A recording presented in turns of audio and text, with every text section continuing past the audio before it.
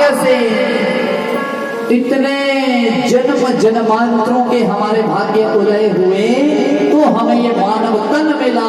उस मानव तन को पाने के बाद भी यदि हम प्रभु का नाम सुमिरन ना करें तो आना भी मिथ्या हो गया हमारा। सुर दुर्लभ सब ग्रंथ ही गावा, सब ग्रंथ गा रहे हैं कि बड़े भाग मानुष तन पावा। ये जो देवता इत्यादि ये भी तरसते हैं कि हम इस पृथ्वी लोक पर जाते हैं। ईर्ष्या करते हैं हमसे देवता। क्या करते हैं? ईर्ष्या नहीं समझेंगे, जैसी आप जरूर समझेंगे। क्या करते हैं? जलन। वो सोचते हैं कि हम भी काश वहां होते कि भगवान की कथा सुनते, हम भी स्वाहा स्वाहा करके हवन करते। इतना सौभाग्य है हमारा। आप क्या सोच रहे हैं इस मन को लेकर आ गए ऐसे ही है? नहीं नहीं, हम बड़े सौभाग्यशाली हैं। सारे जितने भी यहाँ बैठे हैं मानव तन को लेकर आए हैं। पर किया क्या? कोठी बना दी, गाड़ी ले ली, फिर हम बोलते हैं कि राम राम जपेंगे। 20 साल तो हमारे, अच्छा कितनी उम्र है एक आदमी की? सतयुग में 1 लाख वर्ष उम्र थी। कितनी वर्ष? 1 लाख वर्ष सतयुग में। और एक आदमी की जो लंबाई थी 32 फुट थी। और सत्य था, बिल्कुल झूठ बिल्कुल नहीं था। और बर्तन जो होते थे सोने के होते थे। त्रेता युग में 10,000 वर्ष की आयु होती थी और 16 फुट का एक आदमी होता था। और सत्य झूठ त्रेता युग में 25% चल पड़ा था। लोग चांदी के बर्तनों में जो है भोजन पाया करते थे। द्वापर युग में एक मनुष्य की जो उम्र थी वो 1000 वर्ष थी और एक लंबाई लगभग 12 से 13 फुट तक, बड़ी हद 10 फीट तक उम्र 1000 वर्ष। 50% झूठ, 50% सत्य। और कलयुग में क्या हो गया? 25% झूठ और 75% झूठ और 25% सत्य। और हाइट कितनी है? 5 से 6 फुट का आदमी, बड़ी उम्र शास्त्रों ने तो 120 वर्ष कही है। पर होता है कोई 100 तक पहुंचता है? जो बुजुर्ग थे वही है कोई। हम तो 60 भी काट जाएं तो वो भी बड़ा धन्य है। बोलो यदि हमारी 100 वर्ष की उम्र है तो 50 वर्ष तो सोने में निकाल दो। आधी तो रात ही गिन लो। कितने रह गए? कितने? 20 साल तक तो पढ़ाई लिखाई में चले जाते हैं। कॉलेज, इंजीनियरिंग, फीस, ये वो, सेमेस्टर, सप्ली है, फॉर्म भरने जा रहा हूँ, इंटरव्यू देने जा रहा हूँ, ये वो। रह गए 30 साल। कितने रह गए? फिर नौकरी, जैसे ही नौकरी नौले ब्याह, फिर बच्चे हो गए, उनका पालन पोषण हो गया, 10 साल इसमें चले गए, रह गए 20 वर्ष। फिर 20 भी क्या रहे? वो सुबह उठे, जॉब पे गए, शाम को फिर वापस आए। मम्मी जी सुबह उठे, भोजन बच्चों को बनाया, अभी झाड़ू लगाया था कि बच्चा फिर स्कूल से आ गया। मम्मी मैगी खानी है, मम्मी ने झाड़ू छोड़ा, फिर मैगी बनाने गई। भजन के लिए कब मिला समय? मिला अभी भजन करने बैठे थे कि हाय मेरे गोडे। फिर गोडों में ध्यान जाएगा, राम में ध्यान नहीं जाएगा। प्रहलाद जी को देख लो, बोला 5 वर्ष के थे तो राम राम नारायण नारायण जपने लग पड़े थे। क्या जपने लगे थे? यही तो उम्र है राम राम जपने की। एक बार एक बूढ़ी औरत मरने लगी। अब सब गांव वाले इकट्ठे हो गए, बोला राम राम बोलो इससे। अब एक ने बोला, इसने बोला ही नहीं आज तक राम राम, अभी कैसे बोल देगा? लड़ाई की इसने गली में बैठ गए। अब बड़ा जोर लगा लिया महाराज साहब ने, राम राम मुंह से निकला ही नहीं। बहू पढ़ी लिखी, बहू आई, बोला हटो साइड साइड, नहीं बोलो अगली। बहू इतनी पढ़ी लिखी थी कि राम तोरी तोड़ के ले आई। क्या ले आई तोड़ के? क्या ले आई? बोला नाम है इसका राम तोरी। राम तोरी बोलेगी तो राम निकल जाएगा मुंह से। यदि हरी हरी थी वो तोरी, क्या थी? हरी हरी। बोला हरी भी बोलेगी तो भी हरी का नाम निकल गया। सब बड़े खुश हुए कि बोला बड़ी नेकी बहू का ये फायदा है। बड़े खुश हुए सारे, सब निश्चिंत हो गए कि अब ये राम राम बोल देगी या तो हरी बोल देगी। पर वो बूढ़ी औरत ऐसी थी, उसने तो राम राम कभी बोला नहीं था, उसने भी कह दिया, बोला हट हट अच्छी है। क्या कहा? हट कच्ची है। ना हरी बोला ना राम तोरी बोला, क्या बोला? कच्ची है। बहू ने बोला जल्दी मत जानी तो मैंने मार देनी है। वही राम राम शुरू से जपा होगा तभी तो है। अंते या मति सह गति, अंत समय में जो आपकी मति होगी वही आपकी गति होगी। आगे कथा आई, इसलिए अंत समय में जो राम राम बोल दिया ना वो आनंददायक है। अब अंत समय का इंतजार करोगे? बोलो, मैंने उम्र गिना दी आपकी, 100 साल है तो 50 तो सोने में चले गए, बाकी पढ़ाई लिखाई में इधर उधर के कामों में चले गए। फलाने आज अमर पैलेस में शादी है, आज बेडलॉक में शादी है, आज फलाने उधर है जी, आज शगन है, फलाने उधर जगराता है, जय करा शेरन वाली दा, शगन पाया रोटी खाई फिर घर आगे सो गए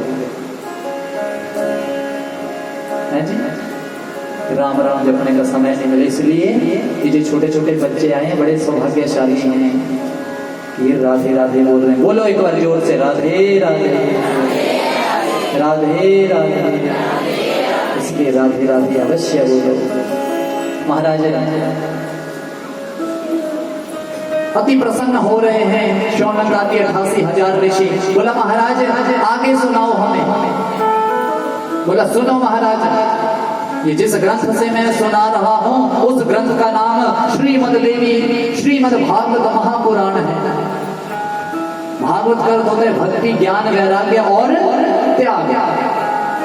सुनी कल भक्ति मैया की कहानी, कैसे संकीर्तन किया तो खुद भी नाची और अपने बच्चों को भी साथ में नाचती हुई ले आई।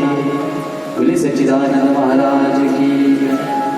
महाराज बोला ध्यान से सुनो, पहले एक ही वेद था, वो था ऋग्वेद। लेकिन व्यास जी महाराज ऐसे हुए, उन्होंने कहा कि इस वेद को पढ़ना बड़ा मुश्किल होगा सबके लिए, प्राणियों के पास समय नहीं होगा, इसलिए उस एक वेद से 3 वेद और बना दिए। कितने हो गए? 4 वेद हो गए। फिर भी संतुष्ट नहीं हुए, महाभारत एक और लिख दिया, फिर भी मन संतुष्ट नहीं हुआ। उपनिषद ले आए, 17 पुराण लिख दिए। बोला अच्छा महाराज, बोला हाँ, फिर भी बोला संतुष्ट बैठे थे।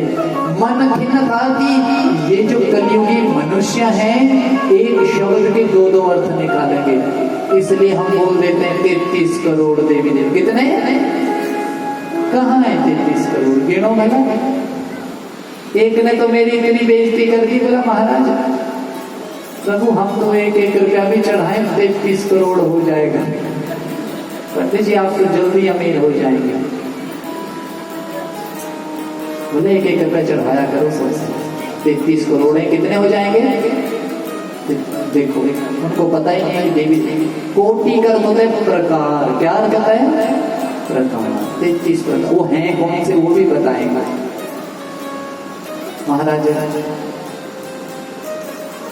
17 पुराण लिखने के बाद भी व्यास जी जो हैं परेशान होकर बैठे हैं, बड़े खिन्न मन होकर बैठे हैं। जब भी भगवान की कृपा होनी हो तो हमें किसके दर्शन होते हैं? संत के। किसके? बिनु हरि कृपा मिले ही नहीं संता। हनुमान जी चले गए किसकी कुटिया में? लंका में जब गए तो हनुमान जी ने देखा कि अरे राम राम लिखा है। क्या लिखा है? अरे इस लंका में किसी की कुटिया में राम राम लिखा है। अरे उधर चले हैं जहाँ राम राम लिखा है, मैं तो उन्हीं का भक्त हूँ, उधर चले। दरवाजा खटखटाया, जय श्री राम। अंदर से आवाज है जय श्री राम। अंदर से दौड़े हुए, आप कौन है महाराज? ब्राह्मण का वेश बनाकर हनुमान जी खड़े हैं। आप कौन है? आप बताइए महाराज आप कौन है? ये राम राम, लंका जैसी नगरी में आपने राम राम लिखा है। मैं विभीषण रावण का भाई। उन्होंने कहा कि बिनु हरि कृपा मिल ही नहीं सकता। आप मुझे कोई संत लग रहे हैं, लग रहे हैं मुझ पर राम जी की कृपा होने वाली है, इसलिए संत के मुझे दर्शन हो गए। हनुमान जी हंसने लगे, राम कथा सुनाने लगे। बोले सियापति रामचंद्र महाराज की। और जब विभीषण सब कुछ छोड़कर राम जी की शरण में गए तो क्या हुआ? लंका के राजा भी बन गए। बोलो बने कि नहीं बने? इसलिए राम नाम हमेशा मुख में रखो। किसमें रखो? मुख में रखो। व्यास जी महाराज इतने अप्रसन्न बैठे थे कि उतने में वहां नारद जी आ गए। कौन आ गए? नारद जी आ गए। नारद जी कैसे करते हैं? कैसे? नारायण नारायण। कैसे करते हैं? नारायण नारायण। महाराज बड़े प्रसन्न हुए, प्रणाम किया व्यास जी ने, पूजन किया, पूजन करने लगे। ओम विश्वानि देव सवितर दुहितानि परासुवा जदवदनम जगन्नया सुवा इमानात्राय तपसे कवर्धने क्षयध्वीराय प्रभरामहे मति। बड़ा स्वागत किया, पुष्पमाला चढ़ाई, बड़ा स्वागत किया व्यास जी ने, नमस्कार की। व्यास जी को पूछने लगे नारद जी कि महाराज खिन्न सामान लेकर बैठे हो, क्या हो गया? सब व्यथा बताई महाराज, एक एक करके मैंने सब कुछ लिख दिया, पर मन को अभी भी संतुष्टि नहीं मिली। बोला लिखा क्या? बोला आपने तो सारे सार लिख दिए, पर जो सब शास्त्रों का निचोड़ है वो कहाँ है? अच्छा महाराज वो भी लिखना पड़ेगा। बोला कहीं भगवान का गुणगान, भगवान की लीलाएं, इनका वर्णन किया आपने? बोला नहीं। ध्यान देना इस बात का। आज हम इस जीवन में जो भी कार्य करते हैं ये कह के करते हैं कि ये मैंने किया। किसने किया? ये मैंने किया।